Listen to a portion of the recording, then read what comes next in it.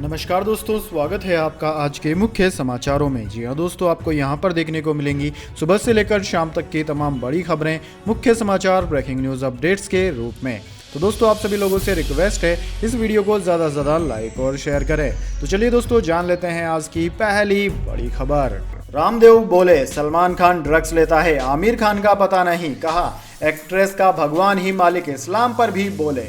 जी हाँ दोस्तों, योग गुरु बाबा रामदेव ने कहा कि शाहरुख का बेटा ड्रग्स लेते पकड़ा गया, वो जेल गया। सलमान भी ड्रग्स लेता है, आमिर लेता है या नहीं ये पता नहीं है। पूरा बॉलीवुड ड्रग्स की चपेट में है। एक्ट्रेस का तो भगवान ही मालिक है। उन्होंने मुस्लिमों और बॉलीवुड के बारे में बहुत कुछ कहा। दरअसल दोस्तों, उन्होंने कहा कि इस्लाम में कोई शराब पी ले तो उसे कहते हैं कि वो नापाक हो गया, लेकिन जिन्ना दारू पीता था वो मर गया, अच्छा हुआ। इस्लाम में शराब को लेकर सख्ती है तो वहाँ बीड़ी सिगरेट का नशा हावी हो गया है। आज पूरे देश में कोई पवित्र समाज है तो वो सिर्फ आर्य समाज है, जिसे मानने वाले किसी भी प्रकार का नशा नहीं करते हैं। बाबा रामदेव आर्य समाज के मंच से देश को नशा मुक्त करने का आह्वान कर रहे थे। उन्होंने कहा कि जब इस्लाम में शराब पीने वाले को नापाक कहते हैं तो आप तो फिर भी ऋषियों के वंशज हैं। आप शराब, ड्रग्स, सिगरेट और दूसरा नशा क्यों नहीं छोड़ सकते? आर्य वीर दल के युवा देश में जहां भी रहें वहां नशा मुक्ति के लिए अभियान चलाएं।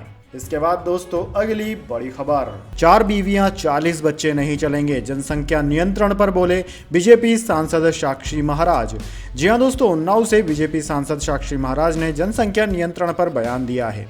उन्होंने कहा है कि 4 बीवियां 40 बच्चे नहीं चलेंगे। सांसद ने आगे कहा कि मैं आज भी अपने बयान पर कायम हूं। जनसंख्या नियंत्रण को लेकर कड़ा कानून बनना चाहिए। सुरसा की तरह जनसंख्या अपना मुंह बढ़ा रही है, जमीन छोटी होती चली जा रही है। साक्षी महाराज यहां उन्नाव संसदीय कार्यालय में मीडिया से बात कर रहे थे। बीजेपी सांसद साक्षी महाराज ने कहा कि 4 बीवियां 40 बच्चे नहीं चलेंगे। यह बयान मैंने दिया था, मैं आज भी इस पर कायम हूं। हम दो, हमारे दो, सबके दो या इससे भी बड़ा कानून सरकार बना सकती है। उन्होंने कहा कि सुप्रीम कोर्ट भी इशारा कर चुका है। अधिकांश लोकसभा, राज्यसभा के एमपी प्रधानमंत्री से आग्रह कर चुके हैं, जितनी जल्दी हो उतनी जल्दी जनसंख्या नियंत्रण कानून बनाना चाहिए। दोस्तों, आपकी जानकारी के लिए बता दें, पहले भी साक्षी महाराज ने यह बयान दिया था, जिसको लेकर वे सुर्खियों में रहे थे। इसके बाद दोस्तों, अगली बड़ी खबर। बाइडेन के खतरनाक वाले बयान पर तिलमिलाया पाकिस्तान, जवाब में नवाज शरीफ ने दी खोखली दलीलें। जी हां दोस्तों, अमेरिकी राष्ट्रपति जो बाइडेन ने पाकिस्तान के न्यूक्लियर प्रोग्राम की संदिग्ध स्थिति पर सवाल उठाए। इसके बाद पाकिस्तान के पूर्व प्रधानमंत्री नवाज शरीफ अपने देश के बचाव में आए। नवाज शरीफ ने ट्वीट किया कि पाकिस्तान एक जिम्मेदार परमाणु राष्ट्र है जो अंतर्राष्ट्रीय कानून और नियमों का सम्मान करते हुए अपने राष्ट्र हितों की रक्षा करने में पूरी तरह सक्षम है। हमारा न्यूक्लियर प्रोग्राम किसी भी तरह से किसी भी देश के लिए खतरा नहीं है, सभी आज़ाद राज्यों की तरह है। नवाज शरीफ ने कहा कि पाकिस्तान अपनी जवाबदेही, प्रभुता और क्षेत्रीय अखंडता की रक्षा करने का अधिकार सुरक्षित रखता है। इससे पहले बाइडेन ने पाकिस्तान को दुनिया के सबसे खतरनाक देशों में से एक बताया था। इसके बाद दोस्तों, अगली बड़ी खबर। भारत ग्लोबल हंगर इंडेक्स में पाकिस्तान से पीछे 6 पॉइंट गिरकर 107वें नंबर पर पहुंचा। जी हां दोस्तों, ग्लोबल हंगर इंडेक्स में भारत की रैंकिंग में लगातार दूसरे साल गिरावट दर्ज की गई है। 2022 की लिस्ट में हमें 107वीं रैंक हासिल हुई, जो कि पिछले साल भारत की 101वीं रैंक थी। इस लिस्ट में कुल 121 देश शामिल हैं। दोस्तों, पड़ोसी देश पाकिस्तान, बांग्लादेश और नेपाल हमसे बेहतर स्थिति में हैं। पाकिस्तान की रैंकिंग 99, बांग्लादेश की 84, नेपाल की 81 और श्रीलंका की 64 है। सिर्फ अफगानिस्तान ही 109वीं रैंक के साथ भारत से पीछे है। बीते 2 सालों में भारत की पोजीशन में 13 अंकों की गिरावट आई है। 2019 में हम 94वीं रैंक पर थे। इस सूची में 17 देश एक साथ टॉप पर आए। इनमें चीन, तुर्की और कुवैत शामिल है। इनका ग्लोबल हंगर इंडेक्स स्कोर 5 से कम है। कांग्रेस सांसद पी चिदम्बरम ने रिपोर्ट का हवाला देते हुए केंद्र सरकार पर निशाना भी साधा। उन्होंने ट्वीट किया कि 2014 से मोदी सरकार के 8 साल के दौरान हमारा GHI स्कोर खराब होता गया है। इसके बाद दोस्तों, अगली बड़ी खबर। अमूल के बाद मदर डेयरी ने दिया झटका, 2 रुपए प्रति लीटर महंगा हुआ दूध।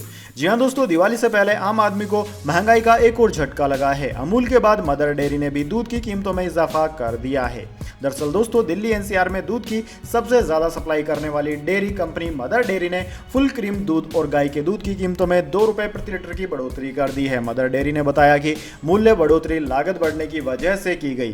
फुल क्रीम दूध के दाम 61 रुपए प्रति लीटर से बढ़ाकर 63 रुपए कर दिए गए हैं, जबकि गाय का दूध अब 53 रुपए प्रति लीटर से बढ़कर 55 रुपए प्रति लीटर हो गया है। दोस्तों दामों में वृद्धि दिल्ली एनसीआर और उत्तर भारत के कुछ अन्य बाजारों में की गई है।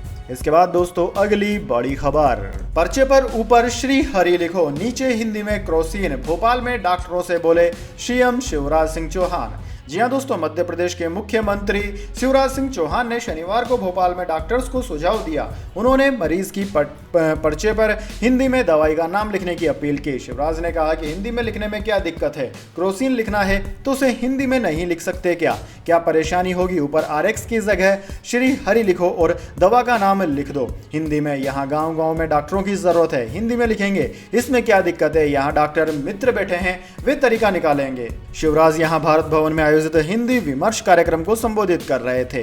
दोस्तों मुख्यमंत्री शिवराज सिंह चौहान ने आगे कहा कि गांव के गरीब से गरीब व्यक्ति को भी लगता है कि कुछ बेचकर भी पढ़ाना पड़े तो भी मैं अपने बच्चों का एडमिशन इंग्लिश मीडियम स्कूल में करवा दूं। मैंने एक बच्चे को इसलिए मेडिकल कॉलेज छोड़ते हुए देखा क्योंकि उसे अंग्रेजी नहीं आती थी। उन्होंने कहा कि बड़े बुजुर्ग हिंदी के प्रति बच्चों की मानसिकता बनाएं। आप जब हिंदी के प्रति गौरव का प्रकटीकरण करेंगे तो बच्चे सहजता से ग्रहण करेंगे। एक नए युग का आरंभ भोपाल से हो रहा है। इसके बाद दोस्तों अगली बड़ी खबर, वारदात के वक्त मौजूद था गार्ड, केएफएफ ने ली जिम्मेदारी। शोपिया के कश्मीरी पंडित हत्याकांड में पुलिस का खुलासा। जी हाँ दोस्तों, जम्मू कश्मीर में एक कश्मीरी पंडित की हत्या के बाद वहां के डीआईजी सुजीत कुमार ने न्यूज एजेंसी एएनआई से बात करते हुए बताया, पूर्ण कृष्ण जी की हत्या कर दी गई, हम इस पर काम कर रहे हैं। कश्मीर फ्रीडम फाइटर्स केएफएफ ने इसकी जिम्मेदारी ली है। जिस समय कश्मीरी पंडित पूर्ण कृष्ण की हत्या हुई, घटनास्थल पर गार्ड मौजूद था। हम अभी इस बारे में पक्के तौर पर कुछ नहीं कहेंगे। डीआईजी ने आगे बताया कि हम सभी और भी कई एंगल से मामले की जांच कर हत्या की वजह का पता लगा रहे हैं। हमलावर अपनी स्कूटी पर बाहर आया था और उसी पर लौट गया था। वो अकेला नहीं था, वे 2 लोग थे। अगर घटना यहां तैनात किए गए गार्ड की मौजूदगी में हुई तो उससे जानकारी ली जाएगी। वहीं इस मामले में चश्मदीद का कहना है कि शुरुआती जांच में सिर्फ एक ही शख्स ने उसे निशाना बनाया था। इसके बाद दोस्तों अगली बड़ी खबर, भारत ने 7वीं बार जीता विमेंस एशिया कप। फाइनल में श्रीलंका को 8 विकेट से हराया। मंधाना ने बनाए नाबाद 51 रन। जी हाँ दोस्तों, भारत ने 7वीं बार विमेंस एशिया कप का खिताब जीत लिया है। शनिवार को खेले गए फाइनल मुकाबले में भारतीय महिला टीम ने श्रीलंका को 8 विकेट से हरा दिया। श्रीलंका ने टॉस जीतकर पहले बैटिंग करने का फैसला किया था। भारतीय गेंदबाजों के बेहतरीन प्रदर्शन के आगे श्रीलंकाई टीम 20 ओवर में 9 विकेट खोकर 65 रन ही बना पाई। इनोका रनवेरा ने सबसे ज्यादा 18 रन बनाए। भारत के लिए रेणुका सिंह ठाकुर ने 3 विकेट लिए। राजेश्वरी गायकवाड़ और स्नेहा राणा ने 2-2 विकेट लिए। जवाब में भारत ने 8.3 ओवर में 2 विकेट खोकर 71 रन बनाते हुए टारगेट हासिल कर लिया। दोस्तों स्मृति मंधाना ने छक्का जमाकर टीम इंडिया को खिताबी जीत दिलाई। मंधाना 25 गेंद पर 51 रन बनाकर नाबाद रही। इसके बाद दोस्तों अगली बड़ी खबर, मानसून की विदाई के साथ बढ़ेगी ठंड। अगले हफ्ते इन 15 राज्यों में बारिश के हैं आसार। जी हां दोस्तों, देश के कई राज्यों में भारी बारिश के बाद अब मानसून की विदाई हो रही है। मानसून के लौटने के साथ अब लोगों को ठंड का एहसास होने लगा है। मौसम विभाग का कहना है कि दक्षिण पश्चिमी मानसून के लौटने की प्रक्रिया आखिरी फेज में है। बिहार, झारखंड, मध्य प्रदेश और महाराष्ट्र से मानसून लौट रहा है। आईएमडी के मुताबिक झारखंड में अगले 3 दिनों में बारिश के थमने की संभावना है। उत्तर प्रदेश की सीमा से लगने वाले गढ़वा, पलामू, हजारीबाग, चपरा, लातेहार और कोडरमा से मानसून की विदाई वापसी शुरू हो गई है, जबकि अन्य इलाकों से इसकी वापसी अगले 3 दिनों में हो जाने की संभावना है। इसके बाद दोस्तों अगली बड़ी खबर, इस हफ्ते सोना चांदी की कीमतों में आई बड़ी गिरावट। फिर 50,000 रुपए के करीब आया सोना। चांदी भी फिसलकर 56,000 पर आ गई।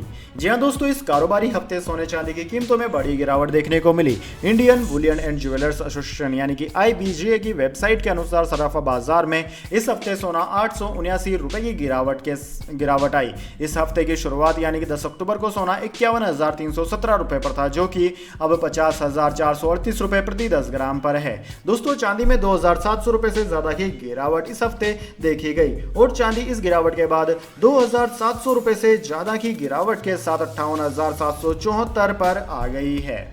इसके बाद दोस्तों अगली बड़ी खबर, सागर धनक्कड़ हत्याकांड मामला, पहलवान सुशील कुमार समेत 20 लोगों के खिलाफ ट्रायल होगा शुरू। जी हां दोस्तों, सागर धनक्कड़ की हत्या मामले में सुरक्षा कारणों की वजह से कोर्ट में आरोपियों की पेशी नहीं हो पाई, बल्कि न्यायाधीश खुद लॉकअप में सुनवाई के लिए गए। इस मामले में आरोपी इंटरनेशनल पहलवान सुशील कुमार समेत कुल 20 आरोपियों के खिलाफ 10 नवंबर से ट्रायल शुरू किया जाएगा। 20 आरोपियों में से 2 आरोपी फरार हैं और बचे सभी 18 आरोपियों के खिलाफ भी आरोप तय हो चुके हैं। इसके बाद पहली बार इन सभी आरोपियों को शनिवार को रोहिणी कोर्ट में पेश होना था, लेकिन इस मामले में लॉकअप रूम में ही सुनवाई हुई और ट्रायल शुरू करने की तिथि तय की गई। जानकारी के मुताबिक लॉकअप में हुई इस सुनवाई के दौरान 18 में से किसी भी आरोपी के जज के सामने अपना अपराध स्वीकार नहीं किए जाने के बाद कोर्ट ने 10 नवंबर से इस मामले में आरोपियों के खिलाफ ट्रायल के आदेश दिए हैं। 10 नवंबर को इस मामले से जुड़े अभियोजन पक्ष की गवाही भी शुरू होगी। दोस्तों, आपकी जानकारी के लिए बता दें, कोर्ट ने हत्याकांड मामले में फरार 2 अन्य आरोपियों के खिलाफ भी आरोप तय किए हैं। 1.5 साल पहले 23 साल के युवा पहलवान सागर धनक्कड़ को सुशील और अन्य पहलवानों ने मिलकर कथित तौर पर अगवा कर लिया था और देर रात छत्रसाल स्टेडियम में उसकी जमकर पिटाई कर दी। इसके चलते बाद में सागर धनक्कड़ की मौत हो गई थी। अगले दिन से ही आरोपी सुशील कुमार फरार हो गया। उसे 17 दिन बाद 23 मई को दिल्ली पुलिस की स्पेशल सेल ने गिरफ्तार किया था।